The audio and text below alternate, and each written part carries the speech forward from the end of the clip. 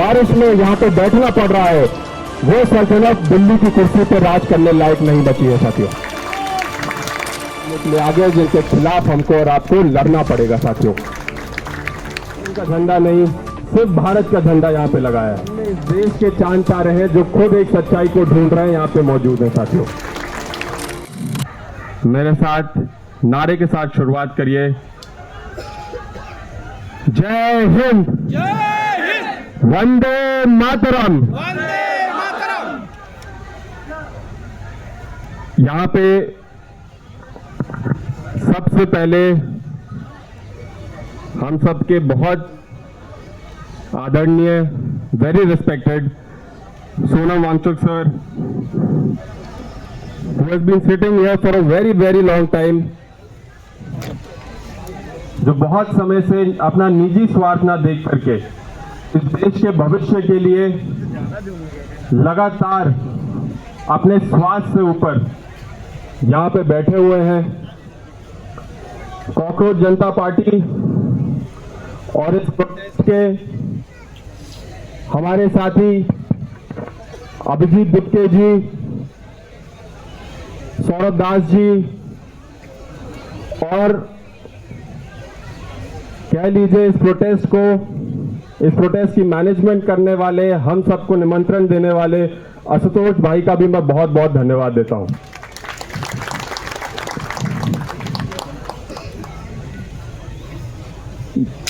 I am the youngest member of parliament, not only in the 18th Lok Sabha, but in the entire history of India, and that's why I've come between you all to listen to your problems and talk about your problems in parliament. हालांकि मुझे बोला जाता है कि अंग्रेजी में नहीं हिंदी में बोलिए, क्योंकि जिस क्षेत्र से हम आते हैं वो बहुत रूरल क्षेत्र है। So I would like to apologize to all my English speaking students here who might not understand English, लेकिन मैं थोड़ा हिंदी में संवाद आपसे करना चाहता हूं। सबसे पहले जिस सर्जनी में हम सब खड़े हैं, जंतर मंतर, ये बहुत ऐतिहासिक सर्जनी है। ये जमीन का इतिहास, इस जमीन की जो परंपरा है और कई समय से इस जमीन से ही निकले हुए आंदोलन, पीसफुल प्रोटेस्ट और अपने निजी मुद्दों को कई ढंग तरीके से रख करके यहां से संसद या सरकार तक पहुंचाने का जो काम हुआ है वो इसी सर्जनी, इसी जमीन से हुआ है। बहुत से कम लोग अगर जानते होंगे, कई दशक पहले जंतर मंतर एक ऑब्जर्वेटरी के रूप में बनाया गया था।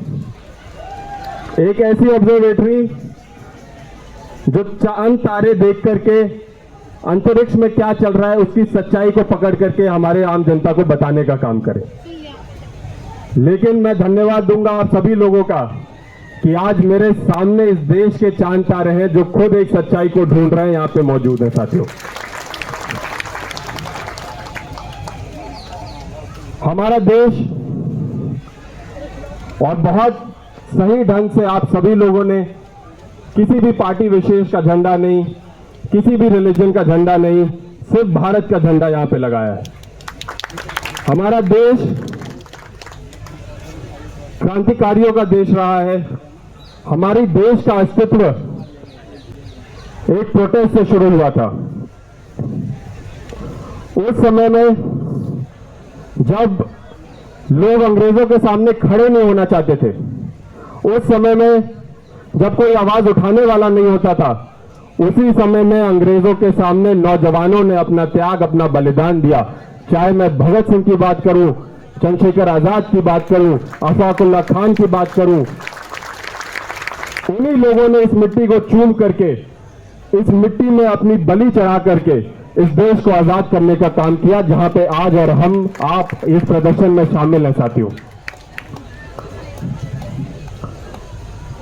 आप सभी लोग जानते हैं कि उस समय फ्रीडम को लेकर के जो मार्च हुआ ब्रिटिशर्स के खिलाफ, उसकी वजह से इस देश को इंडिपेंडेंस मिला, उसी वजह से इस देश को संविधान मिला।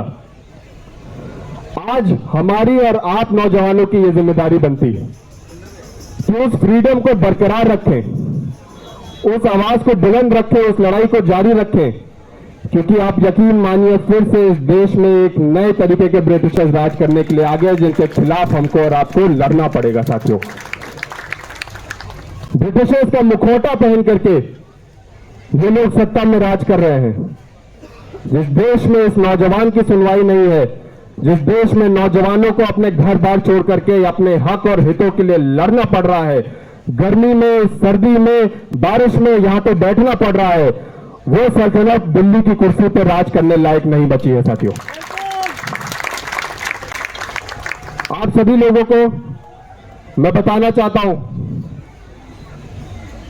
कि बहुत से लोग हैं जो इस मूवमेंट से जुड़े हुए हैं, जो यहां नहीं आ सकते, और यहां पे बहुत कैमरा मैं देख रहा हूं। यही कैमरा हमारी ताकत है, यही सोशल मीडिया हमारी ताकत है। इतिहास इस बात का गवाह होगा कि एक ऐसा प्रोटेस्ट, ऐसा आंदोलन भी हुआ था जो जेन जी और नौजवानों ने कैमरा और सोशल मीडिया की ताकत से खड़ा किया था और सरकार को बदलने का काम किया। आप सभी लोगों को मैं कहना चाहता हूं